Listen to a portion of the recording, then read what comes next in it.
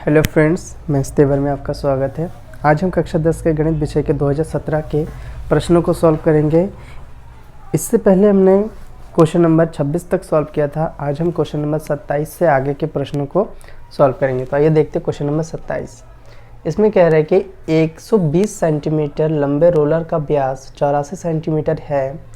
यदि एक खेल के मैदान को समतल करने के लिए यह पूरे 500 चक्कर लगाता है तो इसके द्वारा 30 पैसे प्रति वर्ग मीटर की दर से समतल करने की कीमत ज्ञात कीजिए। देखिए बहुत इजी क्वेश्चन होगा ये। तो इसको पहले डायग्राम बना लेते हैं।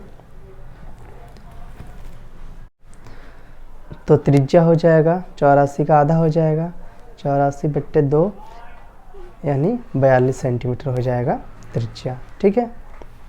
इसके बाद लंबाई यानी इसकी ऊंचाई ही मानेंगे इसको, तो ये 120 सेंटीमीटर हो जाएगा। अब ये क्या कह रहा है, 500 चक्कर लगाता है। तो सबसे पहले एक चक्कर में जितना क्षेत्रफल फिनिश करेगा उसको हमें बताना है। तो इसमें लिखेंगे बेलन का वक्र पृष्ठीय क्षेत्रफल। तो वक्र का मतलब से साइड का है। ठीक है, ये वाला हिस्सा, इसका क्षेत्रफल निकालेंगे। 2πr/h 2 पाई का मान 22/7, r की जगह पे 42 और h में 120, 7×6 42। इसको सॉल्व कर देते हैं। 22 दूनी 44। ठीक है, और ये हो जाएगा 12×6 72 यानी 720 हो जाएगा। इसको हमें हल कर देना है। जैसे ही 44 को हम 120 से गुणा करेंगे, 44 को 720 से गुणा करना है हमें। ठीक है, तो आ जाएगा 31,680 सेंटीमीटर स्क्वायर। ये एक चक्कर का है। ठीक है, 500 चक्कर में ये एक चक्कर का क्षेत्रफल है। तो यहाँ पे लिखना है 500 चक्करों का क्षेत्रफल। 500 चक्करों का क्षेत्रफल बराबर 500 गुणा 31,680। ठीक, अब देखिए यहाँ पे इतना तो क्षेत्रफल आ जाएगा। और क्वेश्चन में आगे इसमें बोला है कि 30 पैसे प्रति वर्ग मीटर की दर से। ठीक है, तो इसको ध्यान दीजिए। यहाँ पे लिखना है 30 पैसे प्रति मीटर स्क्वायर की दर से जो व्यय होगा वो हो जाएगा 500 गुणा 31,680। अब देखिए मेन चीज़ यहाँ पे है 30 पैसे है प्रति मीटर स्क्वायर। तो इस क्षेत्रफल को अगर मीटर स्क्वायर में बदलेंगे तो देखिए 1 सेंटीमीटर स्क्वायर में 1/10,000 मीटर स्क्वायर होता है। तो 10,000 से हमें भाग करना पड़ेगा। तो इससे ये कट जाएगा, इससे ये कट जाएगा, इससे ये और इससे ये, 0 से 0 सब काट दिया हमने। जो जो बचेगा उसको लिख देते हैं। ठीक है, इससे ना क्वेश्चन बहुत ईजी हो जाता है। ठीक, अब इन तीनों को हम क्या करना है, हमें गुणा करना है। ठीक है, 5 या 15 हो जाएगा और यहाँ पे 3168 हो जाएगा। तो इन दोनों को हमें गुणा करना है। गुणा करके हमारा आएगा 47,520। ये आ जाएगा इतना पैसे। और जब इसको हमें रुपए में कन्वर्ट करना होता है तो हम इसको 100 से भाग दे देंगे। ठीक है, 100 से भाग दे देंगे। तो 100 से जब भाग देंगे तो कुछ इस प्रकार से आंसर आएगा, इतना रुपए हो जाएगा। ठीक, 475 रुपये 20 पैसे इसका आंसर हो जाएगा। नेक्स्ट क्वेश्चन है क्वेश्चन नंबर 28। इसमें कह रहा है कि सिद्ध कीजिए कि किसी बाह्य बिंदु से किसी वृत्त पर खींची गई स्पर्श रेखाओं के बीच का कोण स्पर्श बिंदु को मिलाने वाले रेखाखंड द्वारा केंद्र पर आंतरिक कोण का संपूरक होता है। देखिए इसको समझिए, चित्र हमें बनाना पड़ेगा। इसमें एक वृत्त बनाया, एक बाह्य बिंदु है और इसका केंद्र है। ठीक है, तो केंद्र से इसको मिला दिया। अब स्पर्श रेखा बना लेंगे इस प्रकार से, स्पर्श रेखा को मिला देंगे ऐसे करके। ठीक है, अब देखिए इसमें ये अगर P है, ये O है, A B, तो क्वेश्चन में हमें कहा गया है कि ये जो कोण है, ये कोण और ये कोण, इन दोनों का योग संपूरक होगा। कहने का मतलब संपूरक में 180 होगा। ठीक है, ये चीज़ हमें प्रूव करके दिखाना है। तो देखिए कुछ कंडीशन यहाँ पे लिख लेते हैं। देखिए OA त्रिज्या है और PA स्पर्श रेखा है। तो एक कंडीशन में पता है त्रिज्या स्पर्श रेखा पर हमेशा लंब होता है, ठीक है, ये तो हमें पता ही है, लंब होता है। तो इस कंडीशन में फिर क्या हो जाएगा, कोण OAP, देखिए OAP ये 90 हो जाएगा क्योंकि स्पर्श रेखा, सॉरी ये त्रिज्या है और ये स्पर्श रेखा है, तो यहाँ से ये लंब हो जाएगा 90 डिग्री का।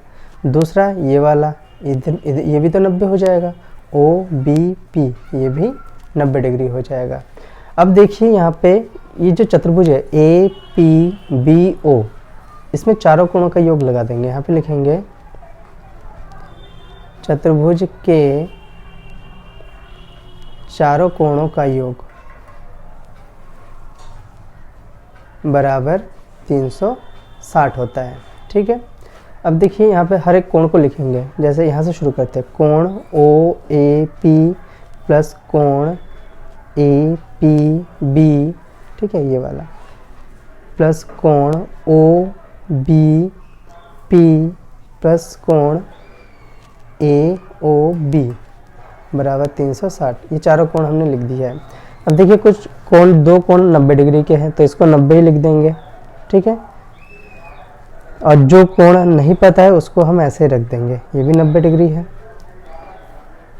इस प्रकार से इसको लिखेंगे। देखिए 90 और 90 180 हो जाएगा, तो हमें बचेगा क्या, APB प्लस कोण AOB बराबर 360। ये 90 और 90 180 हो जाएगा, ये इधर चला जाएगा, ठीक है। तो यहाँ पे लिखेंगे कोण APB प्लस कोण AOB बराबर 180। देखिए हमें यही प्रूव करना था कि जो बाहर का कोण और अंदर का कोण दोनों का योग क्या हो जाएगा, समपूरक होना चाहिए। तो ये समपूरक आ गया है, ठीक है। लास्ट में एक लाइन लिख देना है, अतः ये किसी बाह्य बिंदु से यहाँ से लेके पूरा यहाँ तक लास्ट में यहाँ इसके नीचे लिख देना है, ठीक है। पूरा सॉल्यूशन हो जाएगा इस प्रकार से। अगला क्वेश्चन है क्वेश्चन नंबर 29 है, 28 अभी हमने सॉल्व कर लिया है। 29 में कह रहा है एक समतल जमीन पर खड़ी मीनार की छाया उस स्थिति में 40 मीटर अधिक लंबी हो जाती है जबकि उनतांश 60 से घटकर 30 हो जाता है। मीनार की ऊंचाई ज्ञात कीजिए। देखिए चित्र बना लेते हैं। कह रहे एक समतल जमीन पर खड़ी मीनार की छाया, इसका चित्र बनाते हैं। चित्र को ध्यान से देखिएगा, मेन चीज़ है चित्र। अगर चित्र बनाना आ गया तो पूरा क्वेश्चन सॉल्व हो जाएगा। एक मीनार है और ये इसकी छाया है, ठीक है, ध्यान से समझिएगा। ये मीनार है, इसकी छाया है, तो यहाँ से वो जो कोण है वो अभी 60 डिग्री का है, ठीक है। और थोड़ी देर बाद इसका जो कोण हो जाता है उन्नयन कोण, वो 30 डिग्री का हो जाता है। यहाँ से क्या हो जाएगा, 30 डिग्री का हो जाता है। और इसमें कंडीशन क्या रहा है कि उस स्थिति में 40 मीटर अधिक लंबी हो जाती है, तो यहाँ से यहाँ तक 40 मीटर बढ़ जाएगा, ठीक है। एक कंडीशन देखिए, और यहाँ से यहाँ तक हम इसको x मान लेते हैं, ठीक है। नाम लिखते हैं A B C D। तो यहाँ पे कुछ चीज़ें लिख लेते हैं। सबसे पहले लिखते हैं, माना मीनार की ऊंचाई h मान लेते हैं, h मीटर, ठीक है। और हम BC को यहाँ पे x मान लेते हैं और फिर इसको सॉल्व करते हैं। अब देखिए यहाँ पे सबसे पहले त्रिभुज हम लेते हैं BCD में। इस त्रिभुज में पहले हम सॉल्व करते हैं। देखिए हमें आधार और लंब इन दोनों से मतलब है, कर्ण से मतलब नहीं है, तो tan थीटा यूज़ होगा। tan थीटा बराबर लंब बट्टे आधार होता है, ठीक है, लंब बट्टे आधार। तो tan थीटा की जगह पे हम रखेंगे 60 और DC h होगा और BC x होगा। tan 60 का मान √3 होता है, h बट्टे x तिरछी गुणा कर देंगे तो h बराबर x √3, समीकरण 1 हो जाएगा, ठीक है। अब देखिए दूसरा जो है त्रिभुज ACD लेंगे। यहाँ पे लिखेंगे त्रिभुज ACD में, ठीक है। इसमें भी tan थीटा बराबर लंब बट्टे आधार, लंब क्या है CD है, अब आधार देखिए ये हो जाएगा AC हो जाएगा, ठीक है। यहाँ पे लिखेंगे tan 30 हो जाएगा, CD की जगह H लिखेंगे, AC की जगह देखिए यहाँ से यहाँ तक 40 है और यहाँ से तक x है, तो 40 प्लस x हो जाएगा। अब इसको हमें सॉल्व करना है, ठीक है। इसके बाद देखिए tan 30 का मान होता है 1/√3 बराबर h बट्टे 40 प्लस x हो जाएगा, ठीक। अब यहाँ पे हमें क्रॉस मल्टीप्लाई भी कर देना है, तो ये क्रॉस मल्टीप्लाई जब करेंगे तो 40 प्लस x बराबर √3h हो जाएगा, ठीक है। चूँकि हमें देखिए क्वेश्चन में क्या पूछा गया है, मीनार की ऊंचाई ज्ञात करनी है, यानी h हमें रखना है, ठीक है। h हमें रखना है, मीनार की ऊंचाई ज्ञात करनी है। तो देखिए यहाँ पे जो h है, h की जगह पे हम इस वैल्यू को लिख देते हैं, ठीक है। तो क्या हो जाएगा x√3, तो यहाँ पे 40 प्लस x √3 3 हो जाएगा, x इधर चला जाएगा, यानी 40 बराबर 3x माइनस x, 40 बराबर 2x, यानी x बराबर 20 हो जाएगा। अब इस x का मान समीकरण 1 में रखेंगे तो 20√3 आ जाएगा, अतः मीनार की जो ऊंचाई होगी 20√3 मीटर हो जाएगी। हम इतना भी आंसर लिख सकते हैं या √3 का मान रख के गुणा कर देंगे तब भी हो जाएगा। तो इस प्रकार से इसका सॉल्यूशन होगा। 29 नंबर का अथवा वाला, इसमें देखिए कह रहे एक बहुमंजिल भवन के शिखर से देखने पर एक 8 मीटर ऊंचे भवन के शिखर एवं तल के अवनमन कोण 30 और 45 डिग्री है। यदि बहुमंजिल भवन की ऊंचाई और दोनों भवनों के बीच की दूरी ज्ञात करनी है। देखिए इसमें इसके अनुसार हम चित्र बना लेते हैं पहले, ठीक है। एक बहुमंजिल भवन है और एक छोटा सा यहाँ पे भवन है, ठीक है। अब देखिए कह रहे हैं, पहले ना इसकी पैरेलल एक लाइन खींचते हैं इसके समानांतर। अब बहुमंजिल भवन के शिखर से ये वाला 8 मीटर है, ठीक है। इसके शिखर से जब हम देखते हैं तो ये जो 8 मीटर वाला ऊंचा भवन है, इसके शिखर का जो उन्नयन कोण यहाँ से बनता है वो 30 डिग्री का बनता है, तो ये भी 30 डिग्री हो जाएगा। उसके बाद इसके तल का अवनमन कोण, ठीक है, इसका तल ये है, तो यहाँ से जो कोण बनेगा इस प्रकार से ये 60 डिग्री का बनेगा, तो ये भी इस कंडीशन में 60 डिग्री हो जाएगा, ठीक है। तो लास्ट में यहाँ पे पूछा है कि जो बहुमंजिल भवन है इसकी ऊंचाई बतानी है और इन दोनों भवनों के बीच की दूरी बतानी है, ठीक। तो देखिए ये अगर 8 है तो ये भी 8 ही होगा, ठीक है। इसका नाम लिखते हैं A, B, C, D और ये E। अब देखिए कोण जहाँ से बनता है उस त्रिभुज को लेते हैं, जैसे 30 डिग्री का कोण बन रहा है, देखिए कहाँ से बन रहा है, यहाँ से बन रहा है, ठीक है। तो यहाँ पे लिखेंगे कि त्रिभुज DCE में थीटा यहाँ पे 30 डिग्री है, लिख दिया। अब हम फॉर्मूला लगाते हैं, tan थीटा बराबर लंब बट्टे आधार होता है, लंब हमारा EC है, देखिए लंब EC है और TC हमारा आधार है, तो यहीं पे वैल्यू रख देंगे, जो हमें पता है, जितना पता है उतना ही रखेंगे, ठीक है।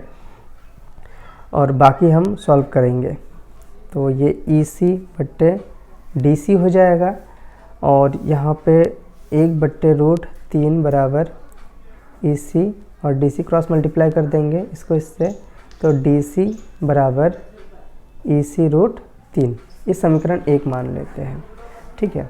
अब इसके बाद देखिए, इसके बाद दूसरा कोण यहाँ से बन रहा है, यानी त्रिभुज ABE में, ठीक है। इसमें देखते हैं क्या क्या है, इसमें भी tan थीटा लगा देते हैं।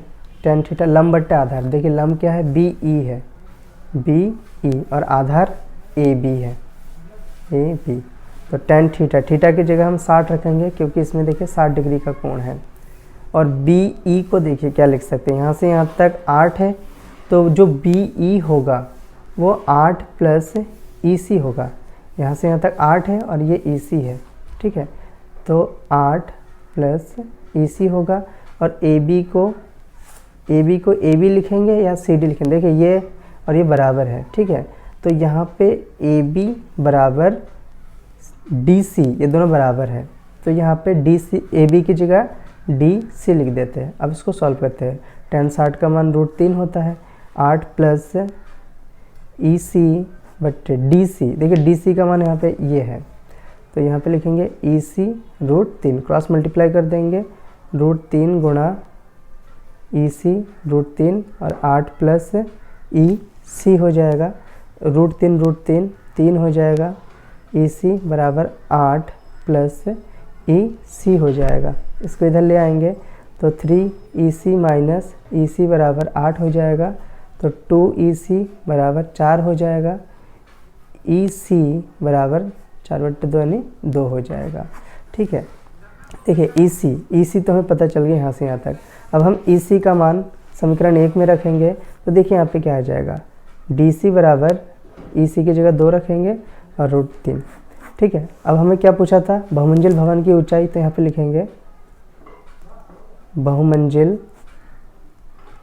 भवन की ऊंचाई बराबर, देखिए क्या था, BC प्लस EC, यानी BC तो हमारा 8 है और EC 2 आया था, तो 8 और 2 10 मीटर हो जाएगा।